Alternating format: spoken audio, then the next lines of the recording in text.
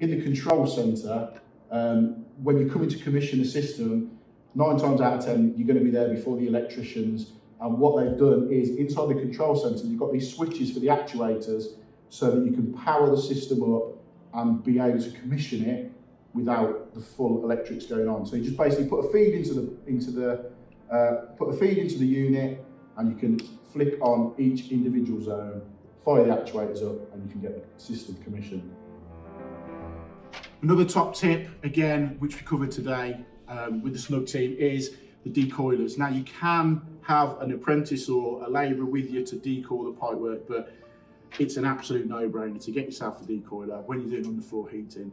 It saves a lot of time, a lot of hassle, and it saves you putting your back out, basically, to be brutally honest. Yeah, definitely one to have in the van if you're doing a lot of underfloor heating. Another top tip that got me out of a bit of a predicament recently was a job that I'd done. The electrician didn't put enough cables in for the hardwired stat. So now what Snug have got is the wireless receiver. So you've got the RF receiver and the actual wireless stat.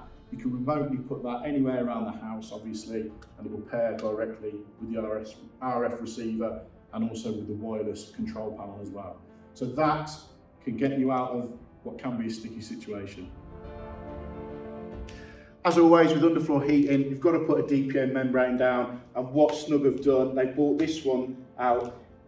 Comes in a 50-metre roll, and as you can see on here, you've got the squares. The smaller squares are your 50mm sections, your larger squares are your 100mm sections, and it gives a lot more guidance for when you're putting your sensors, either 150, 300 apart.